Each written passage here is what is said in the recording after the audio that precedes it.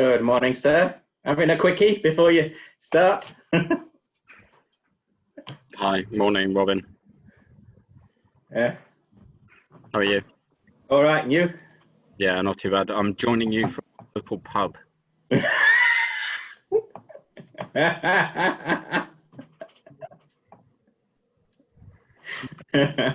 doesn't look like the pub behind you, you know. Oh, yeah, that does. Yeah, because the same guests can have afternoon tea. Yeah, so I thought might as well lead by example. So come and see how things are going with the new regulations. Yeah. So yeah, so far so good. Quite pleasantly pleased. They seem to be a better job than the schools are doing. Yeah, the schools are in and out, aren't they? Yeah. And the thing is, they don't seem to be actually. They've got these bubbles, but they're like, I mean, a secondary school, the bubble's about 200 kids, or what? Wandering around kids. I mean, it's not really a bubble, is it? No, well, I think different schools have a different approach. And I know being a school governor and having to go through the whole signing off for risk assessments and everything else,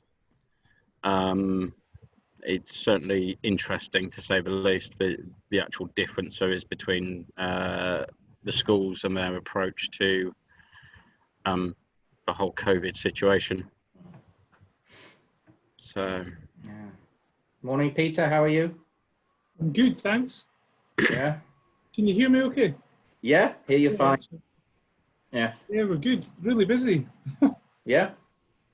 Well, I say really busy. Busy with the resources that we've got to cope with. Busy with the resources we've got. Are you getting around at the moment? But we're turning people away for dining at weekends and stuff because we can't keep up with it. So occupancy through the week would be sitting maybe between 28 and 34. Then at weekends we're up to 55, 60. Which is not bad considering the situation and the time of year. So as you know, at this time, cash is king. Yeah. So when you're doing 20 grand a week in sales and everybody's paying on departure, then you've got cash in the bank. Yeah. That's it. Have you got capacity to do anything outside to get more dining covers? Yeah, we've got 20, 25, 30 seats outside, but like for today, it's piss and rain. So yeah. The outside space doesn't lend itself to being covered like marquee or anything. It just doesn't. So we didn't even try. And you're heading into the winter. What we are doing is using some of our private dining rooms as overspill for dining at weekends to get the covers in. Yeah. And now just deciding what Christmas is going to look like. Yes, it's an interesting thought for everybody, isn't it? It depends if you believe the stories and rumours about second national lockdowns and stuff. So, yeah, I'll cover some of that this morning. Kind of try and give you the insight as to what's likely to be coming down the line.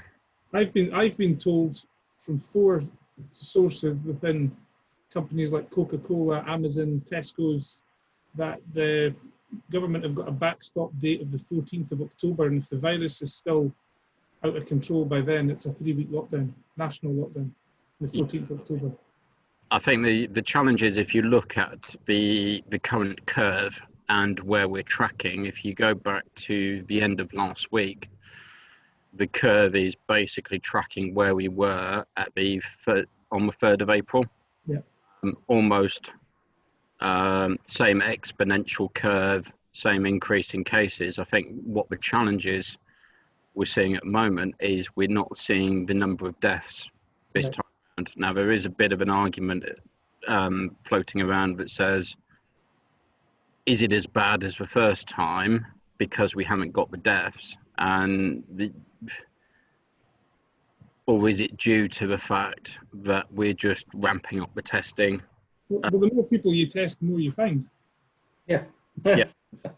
And I think with some of the new tests coming out on the market now, where you can get a diagnosis within about 10 minutes,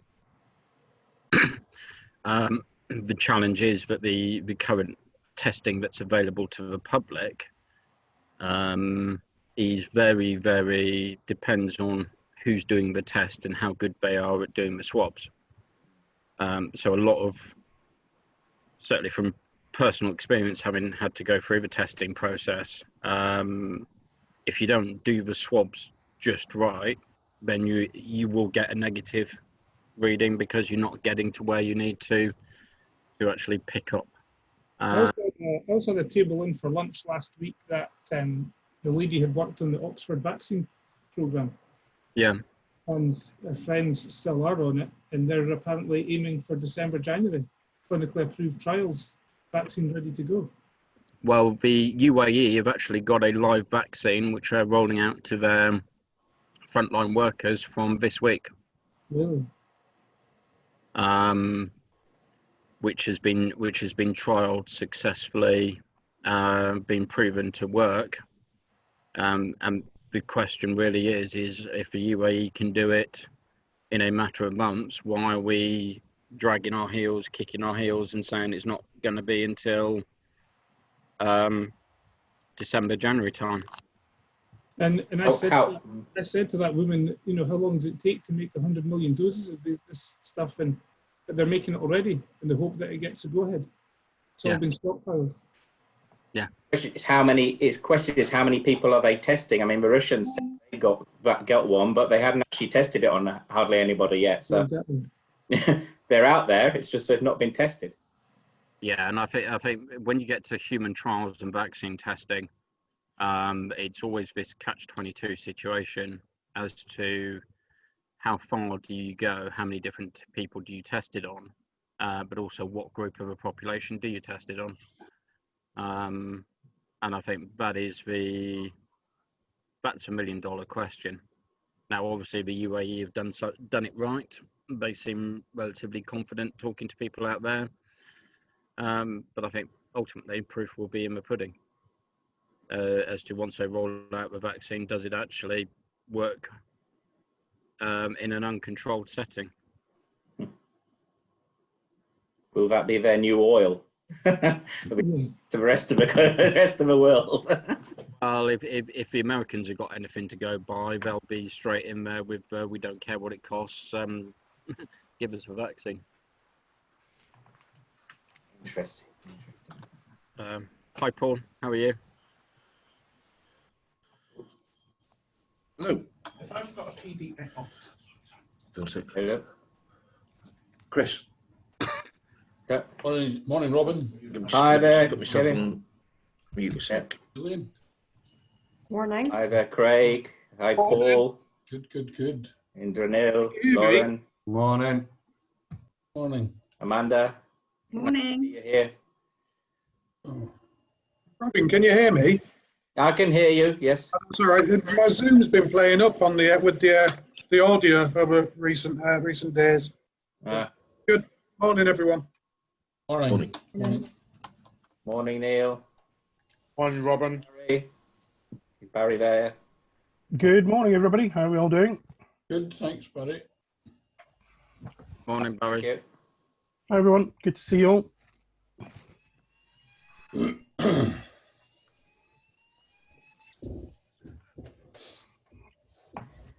So, slowly ranking up. We'll see. I've got 66 people booked on today, supposedly. Oh, good. Yeah. We'll see how many we get to. It's always around about 60%. 60% of that figure of everyone who's actually come online. So we'll see if we can break a record today or not. 66. That's excellent.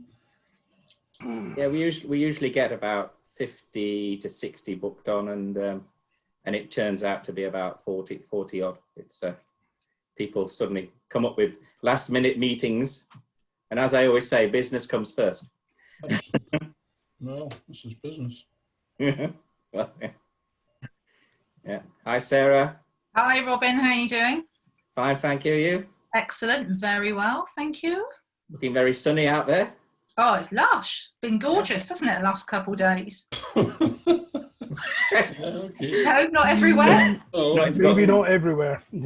Sorry, Barry. oh, If you could send a in little bit Aberdeen, of your it's, sunshine up towards the Glasgow area, that'd be yeah. good. Well, it's up here now. We've got light rain. Can't see much more than 200 yards. Quite a good day for you, Kevin. Yeah.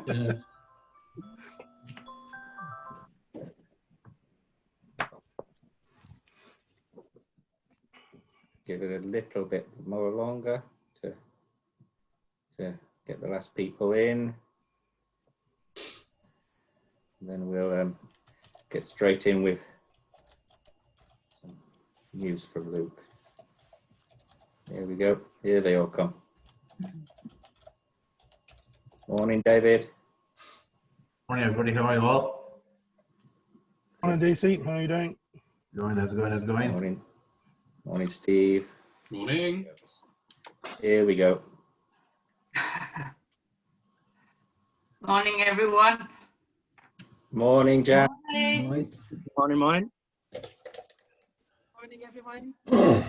Morning.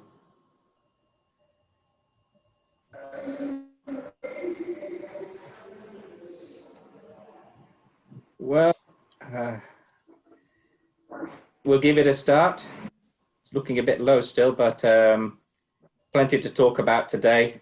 And as we were just discussing with Luke, he's going to give us a bit of an update on all the COVID regulations and everything that have just come out and where the situation is at the moment.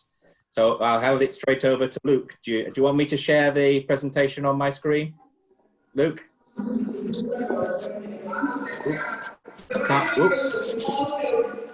Just 1 minute. Just 1 second. Just 1 second. Where can I mute? Because somebody's. That's it. Are you there, Luke? Yeah, I'm here. I will see if I can share it. There we go. So, can everybody see my screen? Hopefully everybody can. So good morning, everybody. My name's Luke Martin. I run Athena Group International. We're a consultancy that spent pretty much for the last 3 or 4 months advising a number of organisations around COVID and what they need to have in place. Obviously, things have changed recently over the last couple of weeks, so this is just designed just to give you a very brief update. If you have questions, then if we can leave them till the end, if that's okay, Robin, and then we'll pick up the questions afterwards. Yep. So I think, so to start off, we all know where COVID is going. I think if you look at all the data, we are currently, with the rise in the number of cases, tracking where we were at the start of phase 1 of the pandemic. And I think the challenge is, yes, we've got an increase of cases, but are we seeing an increase in deaths? Not yet.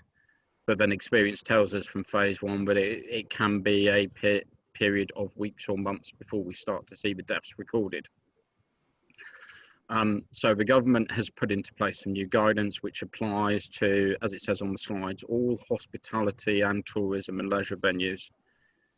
So this is whether you are a pub, bar, restaurant, hotel, conference centre. So this is now kind of the latest update. There are, as always, regional variances, which I'll cover towards the end of the presentation. So it's slightly different from Northern Ireland, Scotland, and across the border into Wales. So I think the first area where it's affected, and this at the moment applies to England, and I'll come on to changes for the devolved administrations, is as of Monday, they've cut the number of people that are allowed to meet down to groups of no more than 6. and some specifics that apply to the hospitality sector are you can still host larger numbers of people, but if you have a large party turn up, they need to be split up onto separate tables. They can be next to each other, but they need to be grouped within their household bubbles. And the onus is on the actual venue managers, venue owners to make sure this happens. So from previous experience over the last couple of days, a lot of venues are actually asking people on the door now, are you all from the same household? If not, then they are actually advising and sometimes having to forcibly split them across a number of tables. Now, the key exemption to the rule is if you have an individual household or a support bubble, they can still sit together. So it's about how do you manage this at the front door as guests are coming into the venue.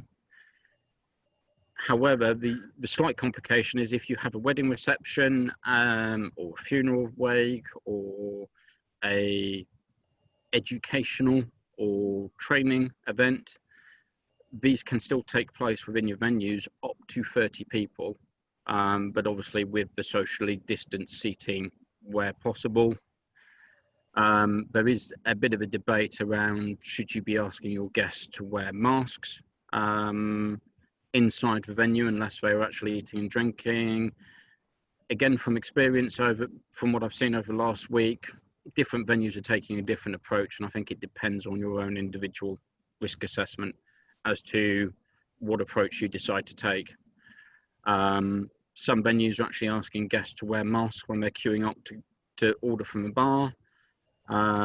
Some venues are saying you've got to wear them as you're walking to your table, but once you sit down at the table, you don't have to wear them. So it goes back to my previous presentation to this group of look at your risk assessment and decide what's appropriate. Test and trace. So test and trace from the 18th of September is now mandatory for all venues. And they will be taking enforcement action against venues that are seen not to be following the principles of track and trace. The guidance is now that you should have an official NHS poster as guests enter your venue with a QR code. And if you haven't already, you can actually register for the official NHS QR code, which will take the data and it removes some of the liability on you as a venue of having to hold the data yourself because it's then captured centrally. It also applies to conferences. So if you are a venue that's having business meetings, conferences, or you're looking at running events, or you're currently doing wedding receptions and the like, then again, you have to have this process in place. Where it differs is if you have, as I know some venues are, if you're doing a mixture of sit-in and takeaway, the only contact information you need to be collecting is for customers that are actually staying and dining in the property. So for events 30, 20 Christian, in terms of the banquet format, I think again it's what your risk assessment says. The preference at the moment is that you don't do self-service banquets, but wherever possible it should be table service plated food rather than an all-you-can-eat buffet. Certainly if you look at a lot of the larger hotel chains, they've removed their self-service breakfast buffets and it's now table service or plated straight out the kitchen. Now, alongside the track and trace, so they've also changed the information slightly that you have to record. And for the first time, we're going to see that it's mandatory now to record specific information about staff that are working on site. So looking at more specific staff details, So names, you also now need to have a contact phone number, and this includes any agency staff that you're bringing into the business. The onus is on you as the employer, if you're using agency staff, to hold that list of contact details, dates and times that staff are in work, and then customers and visitors, pretty much the standard, but they're asking now for departure times. So if guests are coming, sitting down for a meal, they want to know what time the guest arrives, but also what time they actually leave the venue. And the other key change is the bottom one, that if you have customers that only interact with specific members of staff, so more for the high-end venues where you may have a butler service provided to the rooms, and even down to housekeeping, if you have specific housekeepers going into specific rooms, they're expecting you to record those specific individual interactions now, as a way of to further strengthen the track and trace. Now, I appreciate that does increase the amount of information you need to be recording, how you record it, and obviously the concerns around GDPR, so in what format do you record it, and not just asking people to sign in a register as they walk through the door. It needs to be individual forms that are then either put into a post box or held securely, not like one particular venue where there was a huge stack of forms with people's individual details at each of the bar tills visible on the bar. And then enforcement. So I just want to touch on enforcement now. So prior to the 14th and the 18th, the enforcement action was you'd get a visit from the police, you'd get words of advisement. They are now stepping up the enforcement action. So if there is a report that a venue is not complying, the government is now instructing that environmental health officers visit the premises, and they will have the power to fine and, in serious cases, close venues down with no notice if they feel the breach is significant enough. There's also an introduction of the new, what they're calling COVID-19 secure marshals. So these will be individuals employed by local authorities to essentially police the nighttime environment where you have hotels, where you have venues in city centres or on retail parks. And again, they will have the authority to go in and talk to venue owners if they feel there is a problem, and potentially report up to the chain for a formal inspection to take place. Now, there are areas obviously already in local lockdown. What we're likely to see is powers to restrict opening hours of leisure and tourist and hospitality venues, alongside a restriction on what you can and can't do. So again, it's just to be aware that as we go further along, things may change, and just make sure you keep up to date with the latest information for your area. Now, there are, as I said, there are some regional variations. So the difference over border into Wales is there is a mandatory information retention period for 21 days. However, if you get a request on day 20, you will then be expected to extend that retention period for a further period as defined by the police or NHS Wales, or the local authority. So again, it's just about thinking about how you store that data and amending your other processes. The other slight change with over the border in Wales is they're saying if a customer starts to display symptoms, then you should advise them to leave your premises straight away and return home if well enough to do so. Now, that's not come out explicitly in the guidance for England, and it's not come out explicitly in the guidance for Scotland, but actually it's common sense. So I'd urge all of you to think about how you monitor your customers, and if you think they are starting to display symptoms, what approach you would take. Scotland, the slight variation there is that children under 12 are exempt from the maximum number of people that can meet. So you can have 6 adults and any number of children, as long as they only come from 2 households, indoors and outdoors. Again, Scotland now, it's mandated that you have to wear a face covering when you're seated within a pub, restaurant or hospitality venue. And the other guidance is that individuals should avoid visiting multiple premises on the same day outside of routine meal times. So especially if you're looking at the younger generation, they tend to go for a few drinks here, a few drinks there, a few drinks there. Again, it's thinking about how you approach this issue on the door. What questions do you ask, bearing in mind people may have been drinking. The last thing you want to do is antagonize them. But it's now kind of, if you like, a recommended step that Scottish establishments should be taking. The other change is obviously they're now pushing through the signage. Now in Scotland, you can either operate under a 1 metre social distancing policy or a 2 metre. And one of the things they're pushing now is that businesses need to have clear signage on the front of the establishment before guests walk in to advise on the individual restrictions.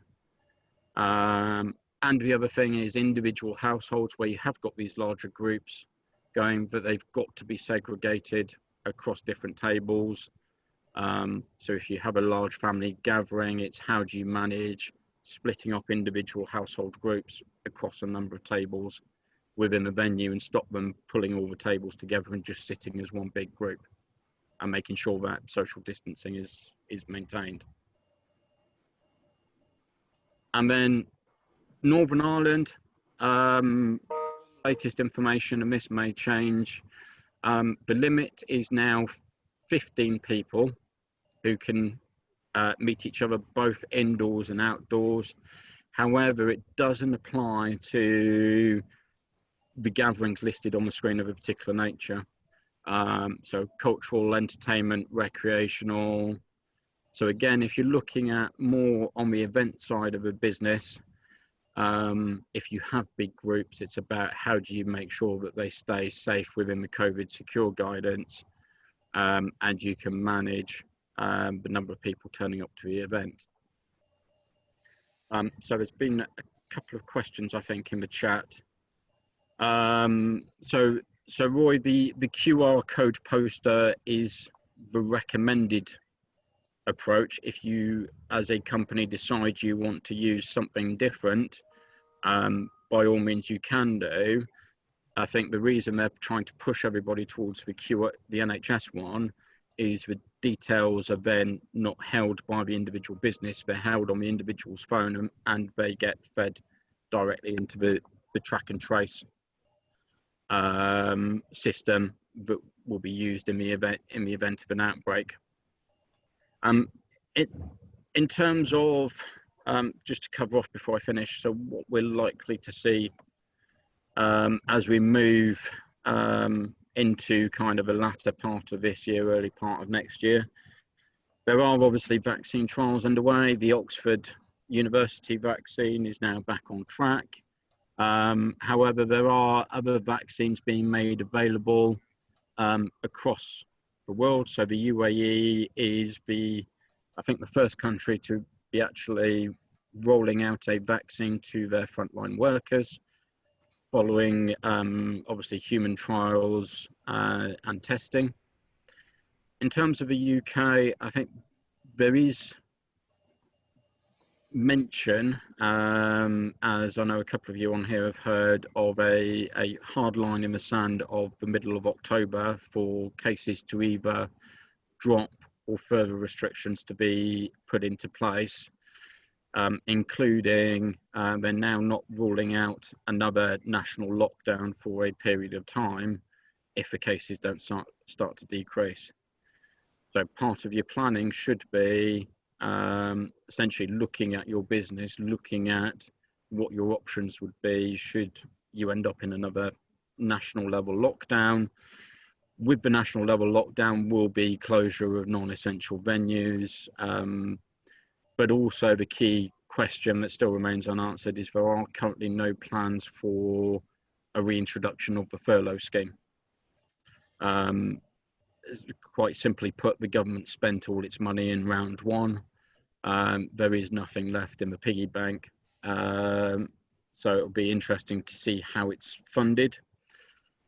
Another interesting one for those of you that may have deferred tax payments, VAT payments, HMRC is now has been instructed to aggressively recoup any late payments of tax, corporation tax, VAT, and letters are going out to individuals right across industry, from small, medium enterprise, sole traders, right up to big corporations, saying your tax is due, please contact us to arrange to pay it. This is to essentially offset the amount of money that's been spent and try and recoup some of the losses that from phase one. And then as we move more towards Christmas, there's going to be a review around, obviously we hit Christmas party season for a lot of hotels, what the arrangements are going to be. If cases aren't decreasing, then I suspect the limits that are currently in place will be reviewed and will stay, or if cases are still going up, they'll be tightened up even more significantly. So again, if your business relies on a lot of event work in the run up to Christmas and over the Christmas period, just think about other options. How else are you going to be able to manage to stay in business, stay functioning over the festive period? That's it from me. So if anybody's got any questions, I'll open the floor up. Thank Luke. I just noticed there was one question from Christian about for events 30 to 40, if they'd be interpret they can eat afterwards in a banqueting format. Yeah, that goes back to the yes, you can have events of up to 30, no more than 30. In terms of eating, the advice is not banquet style. So, yeah, but can they eat? But can they? I know it's plated, but can we serve as a restaurant format? Because, or do you see that they can have a meeting, but not necessarily the lunch or the dinner aspect of it? oh no, they can have the lunch in the restaurant. Yeah, absolutely. So if they're on a delegate day rate, then yes, they can have their meeting. They can then go sit in the restaurant and have lunch, and it can be served restaurant style. That's absolutely fine. And would they have to? Do you interpret they'd have to sit on tables of two? Because it'd be two separate households. And I have asked this question on behalf of a couple of other people I've been talking to, and the advice goes back. It's down to the individual venue's risk assessment as to what they feel appropriate. I know from previous experience what a lot of venues are doing is, if it's a day delegate rate, is they're serving the food restaurant style, but actually in the room. Okay. So essentially they use the same room they have for the meeting to have their lunch, and then it essentially removes any challenges of how do you seat them in a restaurant with other guests that you may have in the venue at the same time. Okay, thank you.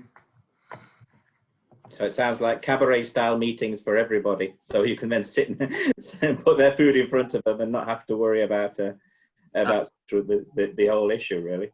Pretty much that seems to be the safest approach, is cabaret style meetings, where you can kind of, if you've got a big enough venue, you can space them out around the tables, and then they're all in one place in one room, and you then haven't got to worry about them interacting with other guests.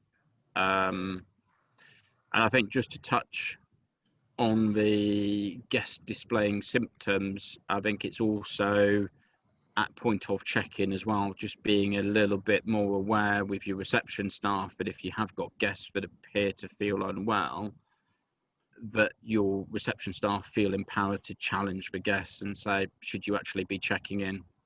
Are you well enough?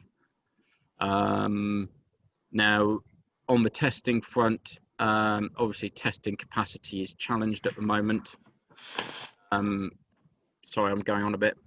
And it's just about also for your own staff, rethinking around what you do if they start to fall ill. A lot of businesses now are saying, if you display any form of symptoms, and I appreciate we're getting into cold and flu season, but any form of symptoms, you have to stay off until you get a COVID test and you can prove to us that it's negative. So that's just to think about your own workforce and how you manage them. Okay, thank you very much, Luke. Anybody else have any other questions on that? Or shall we move on swiftly? Okay, so next in line is David Collins, who will give us a presentation on where he sees booking at the moment, where he sees the revenue situation.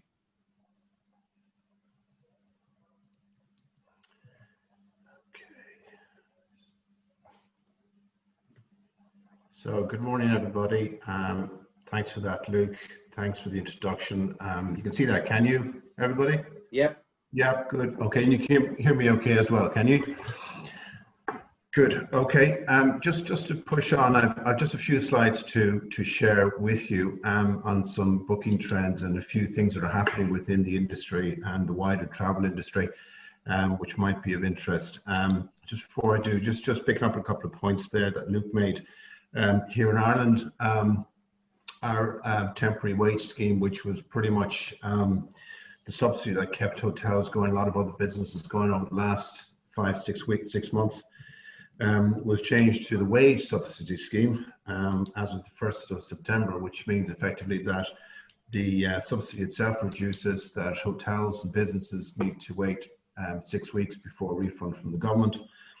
And also that you need a tax compliance certificate in order to qualify for the scheme. So it's obviously a indicating a tightening up of what was essentially a very valuable scheme going into the winter. Though I suspect that we are going to be faced with a significant number of redundancies. Hotels and smaller businesses are stretched now in terms of cash flow, obviously not having had really a spring or much of a summer season. In the hotel industry here in Ireland, for example, there's anticipation that there'll be some of the region of about 100,000 job losses unless there's evasive action taken on the part of the government. I think we're heading into some pretty dark times, but not to dwell too much on that. Our own government today is announcing with a bit of a fanfare a 5-step plan in terms of precautions that we'll be taking and deploying to manage COVID for going forward for the foreseeable. Already the commentary is that it's insanely complicated, intricate, nuanced. The government seems to be grabbing defeat from the jaws of victory, it seems, and complicating something that to date has been, I think, very well managed, certainly here in Ireland. If I can just add one comment to that, I did choke on my cornflakes this morning when I heard that Priti Patel was suggesting that people would shock their neighbours if they saw parties of greater than 6 people having a get together. And why I was disappointed to hear that is that because I think the way in which COVID is being managed most effectively is by way of the social contract that people have amongst themselves with the government and various authorities, etc., in terms of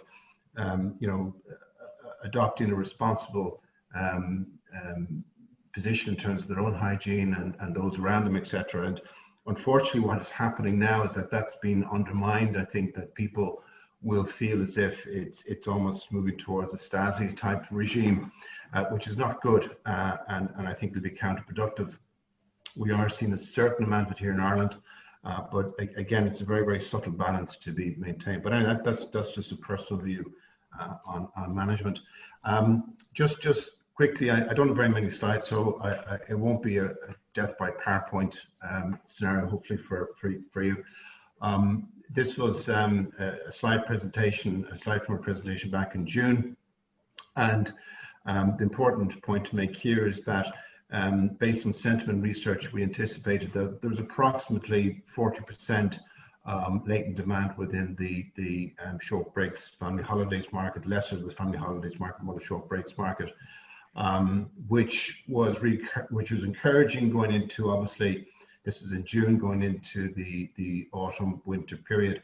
I should add that we work with 130 hotels throughout Ireland and the UK. So we also partner with a number of service providers, including in this case Avio, who provided that information to us. So it was quite legitimate. The important point, though, is that now I'm pleased to say that we are seeing that demand coming through. If you, for example, do a very simple search on Google Trends, looking at hotel breaks, this is for Ireland. This is the period from the 1st of January through to yesterday. In fact, you'll see obviously the big dip in the middle there, which is obviously the 4 or 5 months of COVID, starting to resurge then as hotels reopened. And that's continuing right the way into September and onwards towards October. And I'll back that up with some statistics we're seeing ourselves. As you can see, it's the opposite of the sombrero that we're all being presented with in terms of the COVID infections. The red column, or the red graph, by the way, indicates self-catering demand. But it does, I think, point out, and that's for Ireland. This is, by the way, is for the United Kingdom. A similar sort of trend there. Self-catering bubbling along the bottom. But that actually, I think, masks really the importance of self-catering within the overall travel industry. You know, anecdotally, I think a lot of people have preferred self-catering over hotel breaks, but it does point to a significant resurgence in demand for hotel breaks. Just drilling down a bit, looking at hotels in Ireland versus Hotel Scotland, Hotel Wales, you'll see some level of resurgence there at different levels depending on where you are. And again, that's just a snapshot. I haven't gone through all the different regions, etc. But it does point to a common trend, and that is a resurgence from where we were. The caveat I would put on that is that it's just pointing to levels that were similar to perhaps January, February, and would, you know, you'd expect it to be significantly different, for example, if we did have a summer season. But encouragingly, it does suggest very buoyant demand for autumn breaks.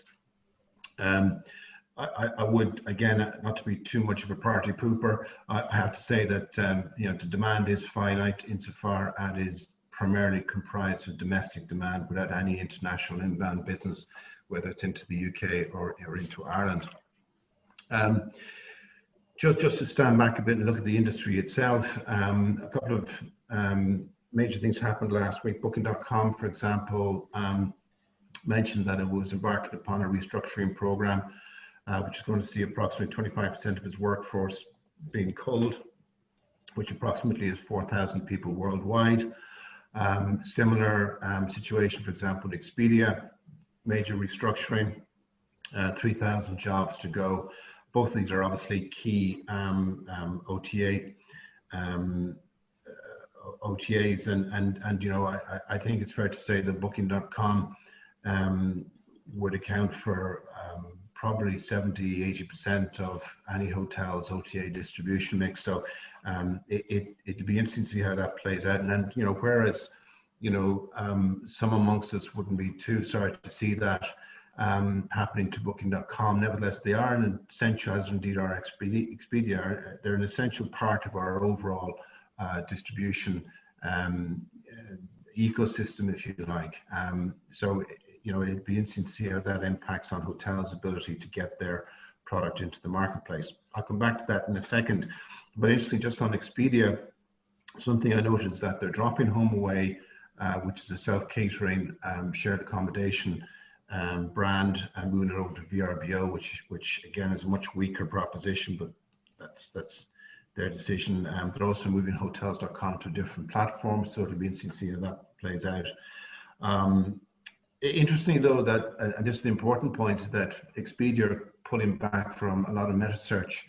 And I think that's important because hotels will be keenly aware of the fact that trying to get first page rankings has become insanely expensive over the course of the last 5 years as we compete against the likes of Booking.com and Expedia, which has been driving up the cost of sale for bookings clearly. So there's going to be a bit more space in the marketplace in terms of targeting paid search.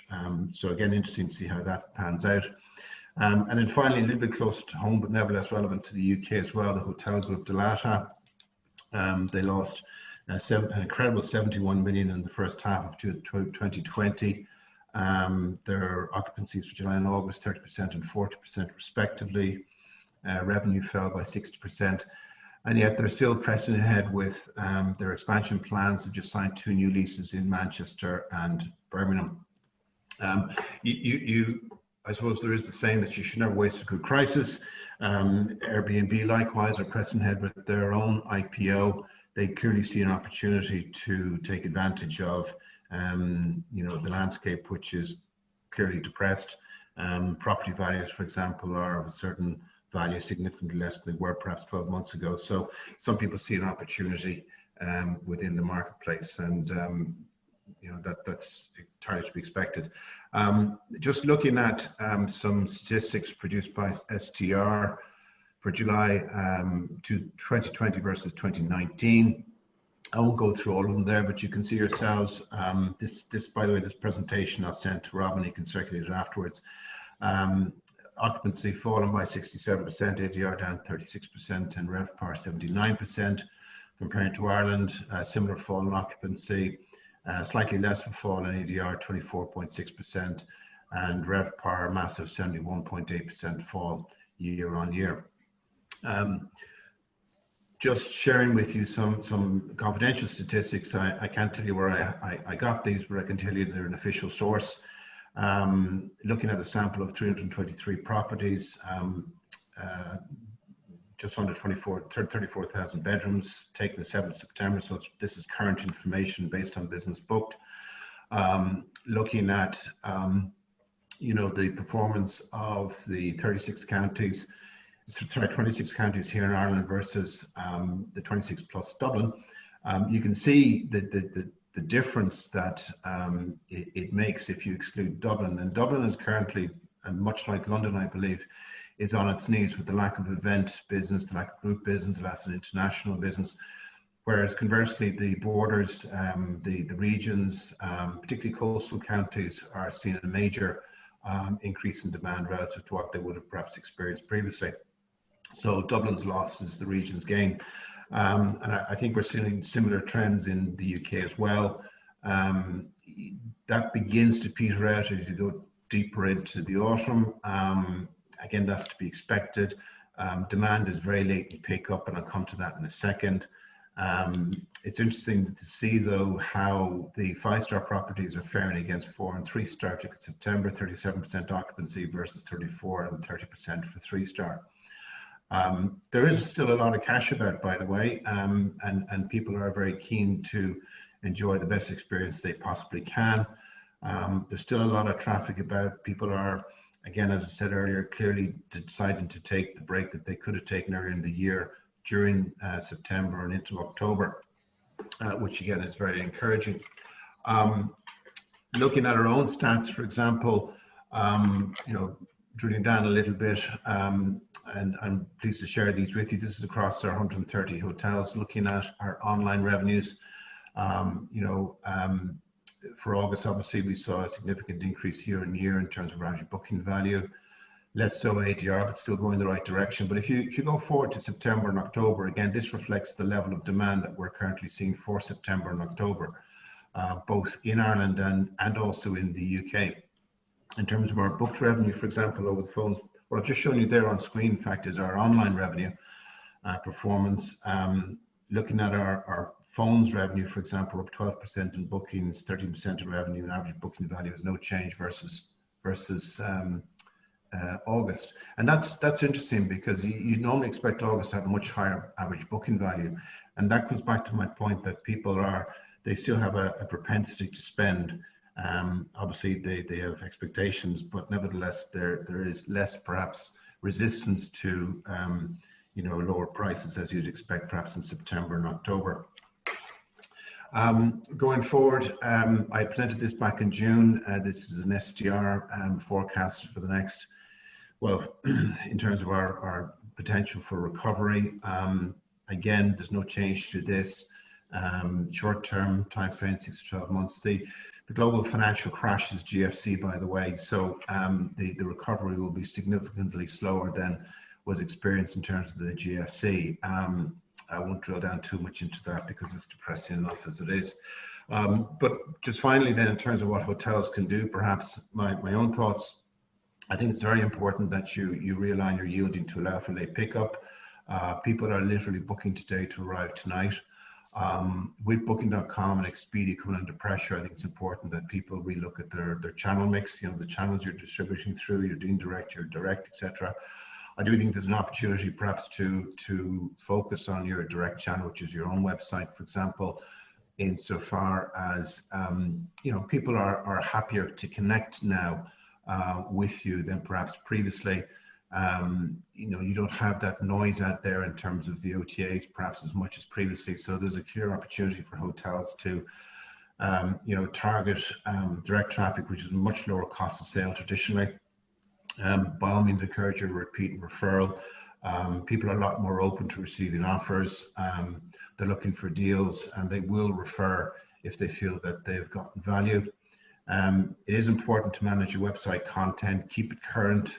Google are still penalizing hotels for having out-of-date content or content that doesn't change often enough.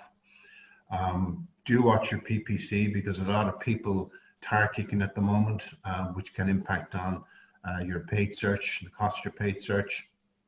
I personally would avoid bucket shops like Groupon, etc., because they have a huge cost of sale for very little revenue, and there is perhaps a temptation to generate a lot of cash quickly, but that can damage your brand. And customers perhaps don't spend as much when they're on the premises as you would like them to do. Again, do manage your cost of sale, which is the cost of generating your business.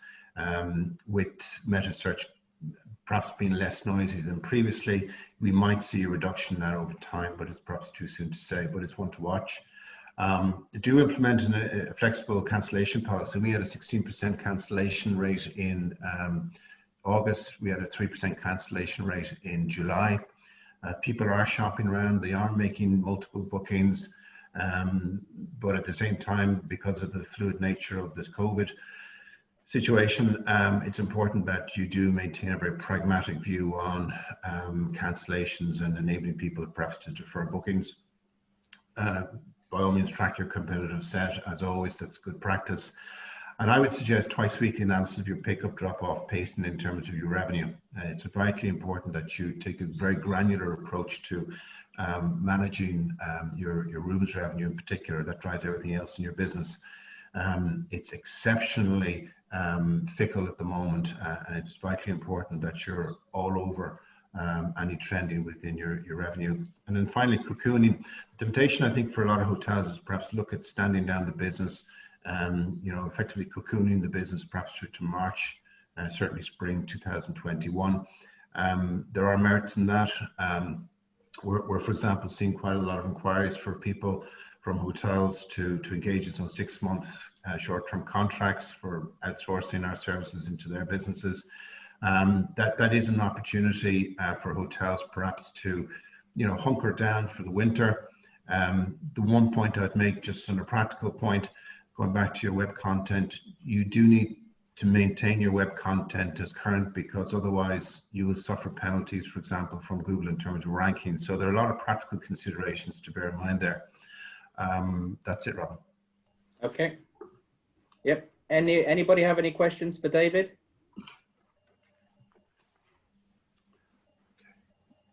No. Okay. Hi, Robin. Yes. David, just picking up on the cocooning comments at the end.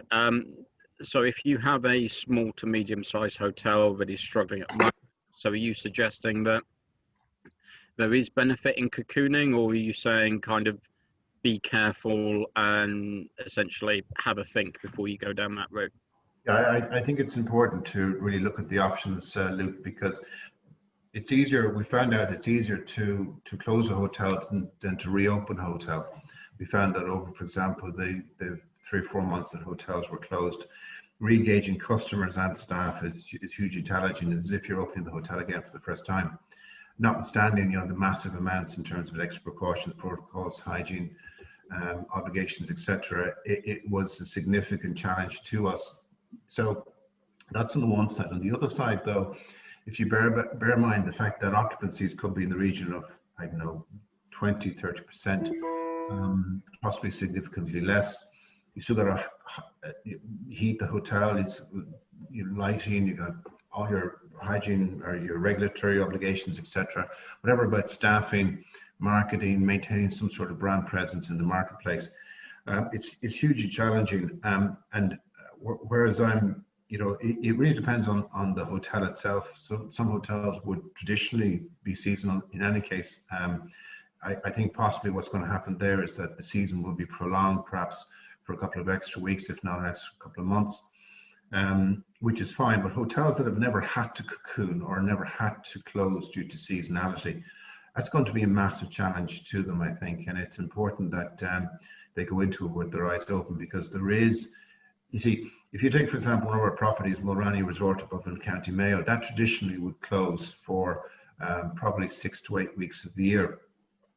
Our customers are used to it closing, and they plan their holidays and their short breaks around that hotel. That's a sort of a common occurrence for that particular hotel. But a hotel perhaps that doesn't do that normally and does close can send out a lot of negative messaging to its customer base. So it's important that it's managed, the messaging, as well as obviously the operational overhead, the financial obligations, the sheer cost and profitability questions that need to be squared.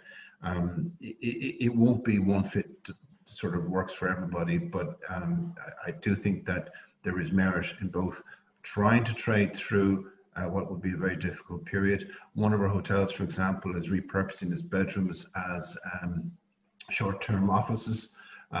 People need their space. They can't work from home anymore. They need dependable Wi-Fi. There are options to keep hotels open or some level of occupancy going, but for some other hotels that may not be possible. So there's a lot of hard questions coming down the line, I think, and the sooner you face up to those, the better. Okay. Thank you. Anybody else? Anybody else? Any comments? Okay, so moving swiftly on again. I will give a little presentation on payroll systems. A couple of weeks back, I did a bit on cost control, and obviously one of the biggest costs in the hotel industry is your payroll. So it's very important that you keep control on your payroll at all times, especially now with the sales fluctuating so much. You really have to keep an eye on it. I know some managers who have an innate ability just to know how to control their staffing levels to get a good result at the end of a month. But there's only so many of them. And a lot of the times sort of managers are not quite so adept at it, or HODs who you entrust that job to are not quite so good at it, and they may be shooting in the wrong direction. And it's so easy just by a few wrong moves to really shoot that payroll cost up during the month. And if it's not being checked on a daily basis, you can soon get it out of control. And once it's gone, it's gone. You can't go back and relive that day with a lower staffing level. So it's quite important. But it's not just that's the reason why I'm such an enthusiast on all these payroll systems. There's so many things that you can benefit from, especially for a smaller unit that needs to have the constant control of certain areas now, but actually they can't afford the staffing to actually do it. So one of them, for example, is obviously the GDPR, and it's becoming more and more apparent these days personnel files have to be kept for 6 years. You may never look at their file for 6 years, but you've kept it, but you still have to look after it. And with a turnover of about 40%, those files start ramping up. And that storage has to be in a place that's protected. You can't just store it with sort of other general files, because if somebody finds it, opens up that data, you could be into serious problems. More than once I've walked into an admin area and found people have gone for a coffee break or something, and their personnel file drawer is open, and it only takes one situation for a legal action be taken, or for simply just something foolish like a member of staff finding out what other people are on as far as wages are concerned across your business, and then starting to cause a bit of hassle as far as that's concerned. So if a payroll system is set up well, it can help you a lot. And when I say set up well, it's important that, first of all, you make sure you analyze who should have access to all this information, and you make sure that you set up all the right controls within the system so that only they can access with their password. And the other thing I always say is, when you set up, always make sure you've got a computer with a scanner and a shredder next to it. It should be standard procedure that if it doesn't come in through an email on a PDF, which can be automatically uploaded into this software, then it should be scanned and shredded straight away, because that way you're ensuring that the only place that documentation is in your payroll system, which is password protected. And that's how it can help so much with the old security on GDPR. Also, organization. I always say good organization comes from streamlined workflows, standard procedures, well-categorized storage. I mean, perhaps talking a bit more from the finance side of things, but this is an administrative issue, isn't it, with personnel files and everything. Easy access to information for those who need that information. And these systems can not only provide all that, but they can also provide you with like regular alerts on when people have to go through their training again, even when they have their birthday. So you can, from a motivational point of view, you can highlight that and say, hi, happy birthday, John, happy birthday, Tom, and all that. So it's good for organization. Standard documents is always a good one. Offer letters, contracts, disciplinary letters. The ability to have a standard template which will automatically be populated with that information you've put onto the system, and possibly even be able to send out directly via email, makes administration much quicker, and it also prevents errors in mistyping a contract or putting the wrong figure in. If you've set up that person on the system clearly with what their wage should be, then at least you know it's going to go into the contract correctly. So it's always good to make sure you look at those contracts. And obviously, the one that it fascinates me is the whole rota costing analysis. I mean, we've all been in hotels where they have if they're lucky, they've done the rota on Excel and they've posted it up on the wall there so that everybody can see it. And no doubt that if it doesn't get lost, fall off the wall and get lost, it will be used as their only form of actually saying who's worked what hours or who's done a different shift. And this is where payroll systems can be so much better. First of all, this information is closed in a system, so it can be up there on the wall in a private area of the business, but it's also accessible privately so that you don't risk sort of the wrong type of people seeing it. These systems can allow you to do your rotas, allow you to even know when if somebody's multi-skilling between various departments. Often they can tell you that person's already on a shift in another department, I can't use him today. And these rotas can then be obviously compared to sales and then ticked off by the general manager before the week starts. So the general manager is always able to give their two penneth to the conversation. So if it's a more junior HOD who needs training, then this is a way to help them. And those rotas can then be accessed by the employees through their mobiles, which means they've got no excuse for not knowing what their shift is today. and it just keeps it more private. And obviously the main thing is cost analysis. I always make sure with these systems that I have the actual figures going in almost daily, so that people are aware of what they've spent week to date as compared to sales, and that they have at least 2 months worth of sales moving forward, because that way HODs can plan further ahead. It may not be a precise rota for the next month, but at least they have an idea of where they're going. They can account for holidays, they can account for events and all that sort of thing, which just helps them to be more prepared for the future. So from a costing analysis point of view, it allows the HODs to react to sales fluctuations. It allows the GMs to discuss forecast staffing with their HODs, and it makes the HOD more accountable for their own little part of the business. Obviously, there must be a simple way of adding data. I remember when I first started using these systems back about 5 years ago, I was in a group that had 5 hotels, and it was a manual entry system back then. It used to spend somebody a couple of hours a day just entering sort of like forecast and actual figures into this system, just so the management could control their wages.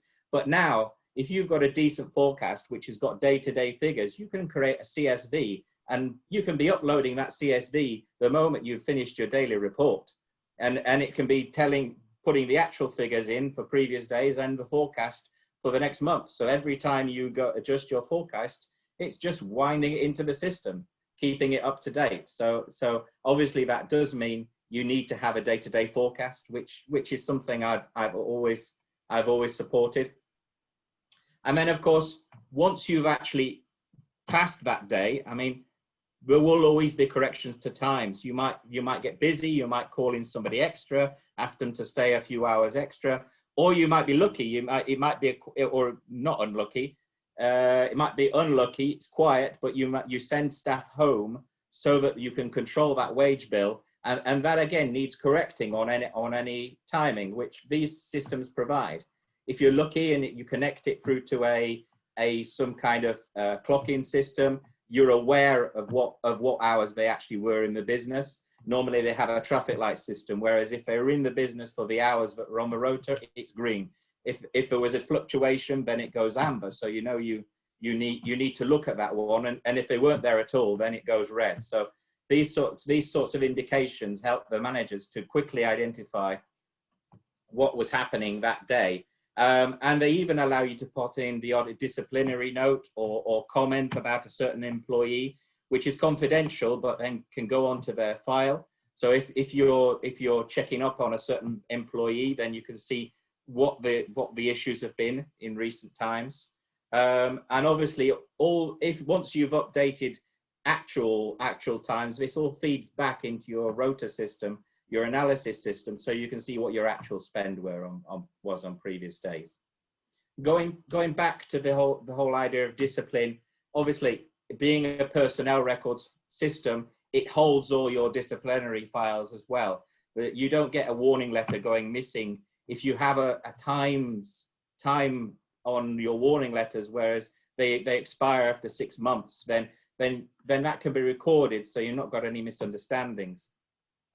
These systems allow you to have a clear idea of absence records, sickness records, whether it's you're reviewing the performance of a certain member of the team, or whether it's just simply to have a general idea of what levels of sickness you've got within your business. And of course, reporting ease. It's good to be able to go even to your mobile while you're walking around the business, just check in and see what your levels were yesterday, see what your percentage wage cost was yesterday. And you're not having people rooting around trying to put these reports together based on various different bits of information, which is always a strong task for any finance department within a hotel. I find they always provide a bit of continuity as well. If you don't have to worry about your payroll clerk being on holiday or off sick when month end comes, which is a blessing to any financial controller. You don't have to worry if that person decides to move on in life, because having contracted their payroll bureau, you have that backup to know that every month the payroll will be run. Some people have their issues. They say, well, it's not quite as good as having Dorothy. She was always perfect and all that. Yeah, I know. And but at the end of the day, having that guarantee that somebody is running your payroll to statutory standard, and the reports are going through to HMRC, and the pay slips are being issued, just gives you that peace of mind. And it's these days it's quite affordable on the system. So you say, what cost saving are there? Well, I mean, with one of these systems, one benefit I've always found is you don't get rid of your HR manager, but you can benefit from having a more professional person on a retainer rather than having to have a full-time person, which perhaps doesn't have as much experience. Because all the admin and the payroll and the HR side is almost automated, it means that you can have the liberty to say, right, well, I'll take on somebody to give me advice who's a lot more professional, a lot more advanced knowledge, but obviously I won't have to pay them as much as I'd have to pay a full-time person. With the payroll handling bureau, like I've said, it saves you having to have somebody in the office doing your payroll. I must admit, if I've had to restructure a hotel accounts department and I've had the option to get rid of somebody, I tended to keep on the payroll person and train them to do the accounts payable, because that way I always have that professional backup in the business if I feel I need it. But at the same time, you cut your staffing costs on the old admin side of it. So obviously storage costs are saved, and you can actually, if you can actually possibly repurpose storage areas for more operational needs. And obviously the big one is an improvement on your payroll cost control. And that means an improvement on your payroll cost of sales. And that has to be the main reason that these are good. Peripherally, communication is helped by these systems. I once looked at having an intranet system for a small group of hotels, and it was not in the thousands, it was actually in the tens of thousands. And yet with these systems, they allowed to have a basic system for communication, which is secure. You can track what you're sending out and also possibly track if they've received it and read it. It's good for an opening up of a hotel or when the staff are coming on board. So you can be sending out information to them before they're actually in the building even. And it's good for any regular planned updates, regular newsletters or regular training updates. And going on to that, I've found it excellent for pre-openings or new starters. There's nothing better than being able to contract somebody, put them onto your training system and have them doing all their statutory training before they even get into the building. Yes, you might have to agree to sort of pay them an extra day's wage on the front of their contract, but it means that when they hit the floor, they've already done all their statutory training, they've already been through your customer service training, they're ready to go, and they can be it can be on the job training from the word go. And it's not a case of waiting for the training manager to come by to actually do that training for them, or waiting to a slot when you've got an induction training going on. They get that training before they even start, which is valuable for me. Some of them have training modules incorporated within them, and others have links to some very good training software out there in the market as a separate thing. It helps you to keep that training record of those people and just make sure that everybody's on the same level in your team. Some of them have recruitment modules as well, which allow you to control the advertising, hit those slots that are not paying for, process the applications, process the interviews. So some of them can actually help you with that whole process of getting further people into your business. So when you're choosing a system, if you decide to go that way, first of all, make sure that it does everything you need or everything that will solve your issues. Any software that I've installed in the past, I've always been very pragmatic. It's not always a case of it doing exactly what you expect it to do. It's a case of you being able to adapt to that software to get out of it what you need to get out of it, which is it's a very important point to make with any software. Always look at several systems. I've got 3 on my radar, which I find very useful, all slightly different, but I've used in the past and I'm happy with them, and they're not expensive. So yeah, if anybody wants to ask me in private, I can tell them about those ones. Ensure you understand your business when you're setting these up. Establish cost center model. These systems can help you to control your costs, not only by looking at the wage on a daily basis, but by helping you to pull out useful KPIs. Some hotels manage to separate their public areas cleaning from their rooms cleaning, even if they're sharing staff between the 2 areas. But it means that they can evaluate what their fixed cost is for that public area cleaning compared with their variable cost for their rooms. Likewise, in bars and restaurants, it's always, if you have a bar which has to be manned permanently or semi-permanently, it's always good to split that cost off from the restaurant side of it, where you have a more variable cost, which you can manage more easily. Make sure your HODs buy into these systems. If you want your HODs to grow and become good members of your team, good businessmen within your team, these are excellent tools to help them do that. And when you're setting it up, don't be worried about asking for a little bit of help from professionals. Like I say, if you decide by saving this you can contract a HR person on a retainer, then get that person in. Make sure they set up all your contracts exactly how they need to be, so you don't have any holes. Make sure that it's all set up. Talk to a finance person to make sure that you're really programming the system well, so that you can get the maximum information out for your financial reports. And that's it, basically. I hope I haven't sounded too enthusiastic about these systems. It's just I've used them over many years, and I've always found them highly useful to actually increase not only the cost control on the business, but also the organization and the administration of the business. So yeah, I'm not sure. Let's stop sharing. There we go. Back into the forum. So anybody have any questions on that?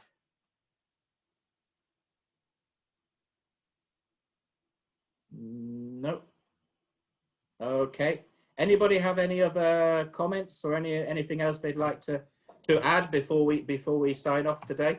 I have to say, Robin, is I implemented time and attendance in my hotel and restaurant about 12 years ago. And it made a remarkable difference. Is, when we took over the business, HODs basically submitted a list of everybody's hours that worked. And then without making any changes at all other than getting people to clock in and clock out, labor costs decreased by almost a percentage point. And it's simply just paying people for every minute they worked rather than, the nice HOD rounding everyone up and et cetera. And so much so that it worked is the salaried employees, the real senior ones, head chefs and HODs, even though if they're on salary, we asked them to clock in and clock out so that we could monitor their hours to comply with working time directive. And that really saved us, because we had an employee who said we were exploiting them by making them work so many hours. And we just print out the report and showed that, no, on average, you are much less than 48 hours a week. So I'm a big fan of time and attendance, and also having it flow straight into the payroll system. It was an easy win. Yeah, it's and also these days, like I say, you can pop those sales figures in on a daily basis, and you can actually see your payroll costs developing during the month. I mean, I know that it's always tricky. You get a busy day, you get a quiet day, and then you have almost too many people on. But if you know that your cost is going over for the week, and you're going to have a busy weekend, and you can possibly take the risk of just having one less waiter or a couple of hours less, it can make all the difference to keeping that payroll cost in line for the end of the month. Anybody else have anything in general that we'd like to say? Yeah, the bit about HODs and salaried staff clocking in and out is purely from an insurance point of view. If they, for instance, have an accident, did you know that they were on the building that day? If they're not clocking in and out, it's a protection that you need to have for that specific reason. That you can guarantee from your payroll system that they were actually on the premises when this so-called accident occurred. Yeah, definitely. And God forbid you ever have a fire, being able to pull out a list of everybody who's on duty at the moment and know whether there's anybody trapped in that hotel is also a very valuable part of these systems. Anybody else have anything else? No. Okay. Yeah. Well, we've come to the end of another forum. I hope everybody's enjoyed it. I hope everybody's gathered something from it. And I look forward to seeing you all again in 2 weeks' time.